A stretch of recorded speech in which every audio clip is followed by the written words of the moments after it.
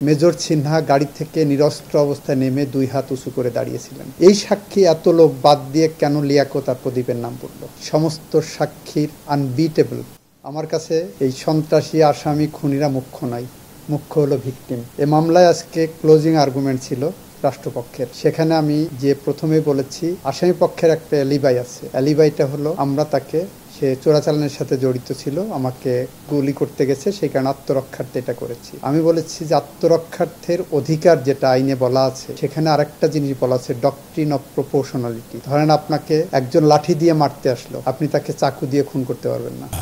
বাংলাদেশের শক্তিশালী thermic still বার famous still limited আপনাকে একজন চাকু দিয়ে ধাওয়া করেছে, আপনি তাকে গুলি করে মারবেন, এটা পারবেন না। ডক্ট্রিন অফ প্রপোর্শনালিটি বলে এটাকে। এখানে দেখা যাচ্ছে সমস্ত সাক্ষী, আসামিদের স্বীকারোক্তি, সবাই বলছে মেজর সিনহা গাড়ি থেকে নিরস্ত্র অবস্থায় নেমে দুই হাত উঁচু করে দাঁড়িয়েছিলেন। তারপরে তাকে গুলি করা হয়, প্রথমে দুইটা, পরে আরো দুইটা, এরপরে মৃত্যু নিশ্চিত করার জন্য পা দিয়ে গলায় পাড়া দেওয়া হয়। ফলে এখানে রাইট অফ প্রাইভেট ডিফেন্স যেটা ওনারা অ্যালিবাই নিয়েছেন এটা কোনোভাবেই গ্রহণযোগ্য না। যদি এটা না থাকে, আর এটা প্রমাণ করার জন্য তারা কোনো সাক্ষী, কোনো সার্কামস্টেন্সিয়াল এভিডেন্স, কোনো মৌখিক দালিলিক কোনো কিছুই আনেননি। তাহলে এটা যদি চলে যায়, it is established that they killed major Sinha. যদি তারা মেজর সিনহাকে খুন করে থাকেন তাহলে সেই খুনটা ঠান্ডা মাথায় পরিকল্পিতভাবে পূর্ব পরিকল্পনায় যে করা হয়েছে, যেটা পাওয়া যাবে সব ওয়াকুস্তের কনফেশনাল স্টেটমেন্টে। এইটাকে আবার সাপোর্ট করেছেন স্থানীয় মসজিদের ইমাম, ওখান থেকে যারা পথচারী আছেন, যারা দেখেছেন তারা সবাই। এর সাথে আরেকটা জিনিস বলেছি যে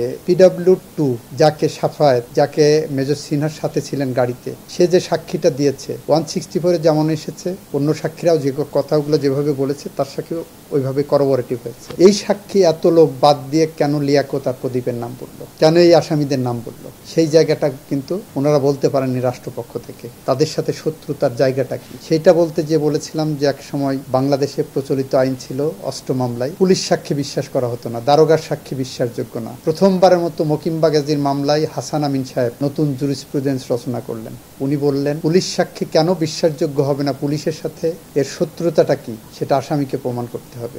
সাধারণত বাদীপক্ষকে প্রমাণ করতে হয় অপরাধ, এইখানে ভিন্নতা আনলেন। আমি বললাম এই যে PW যাকে অ্যারেস্ট করলো, স্পট থেকে কারাগারে পাঠালো মেজর সিনহার সাথে করে, তার সাথে ওনাদের শত্রুতাটা কি, সেই মর্মে কোনো এভিডেন্স সামনে আসেনি। যদি না এসে থাকে, that alibi also goes.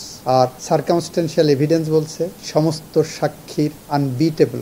করবোরেটিভ evidence বলছে মেজর সিনহাকে এরা খুন করেছে, কি উদ্দেশ্যে খুন করেছে, কে কিভাবে এই খুনে অংশ নিয়েছে, অংশীদারিত্ব বজায় রেখেছে, সেটা রাষ্ট্রপক্ষ বিয়ন্ড অল রিজনেবল ডাউট প্রমাণ করে। এটা বলতে যে বলেছি কোনো মৃত্যু পাখির পালকের মতো হালকা, কোনো মৃত্যু থাই পাহাড়ের মতো ভারী। মেজর সিনহার মৃত্যু আমাদের গোটা মানুষকে, গোটা দেশকে এমনভাবে নাড়া দিয়েছে যে ওই মৃত্যুটা আমাদের বুকের উপরে থাই পাহাড়ের মতো ভারী হয়ে আছে। আমরা যদি এটার বিচার করে যেতে না পারি তাহলে কবি হেলাল হাফিজের ভাষায় উত্তর পুরুষের ভীরুকা পুরুষের উপমা হয়ে থাকে। মেজর সিনহা যদি হত্যাকাণ্ডের শিকার না হতেন, এই প্রদীপদের হাতে আরো অনেক জীবন হয়তো চলে যেত। মেজর সিনহা জীবন দিয়ে আরো অনেকের জীবন রক্ষা করে গেছে এই সমস্ত খুনিদের হাতে। নিম্ন আদালতের রায় বহাল থাকবে, এটা আমরা প্রত্যাশা করি এবং সেই মর্মে আমরা সাবমিশন রেখেছি। আসলে এই মুহূর্তে কোনো প্রতিক্রিয়া তো নেই, যেহেতু এটা একটা বিচারাধীন জিনিস, মানে এটা ভার্ডিক্টটা হোক, ওইটার জন্য আমরা ওয়েট করছি, তারপর প্রতিক্রিয়াটা বলবো। হ্যাঁ, এই মুহূর্তে আমাদের কোনো মন্তব্য বা কোনো প্রতিক্রিয়া নেই। আমরা শুধু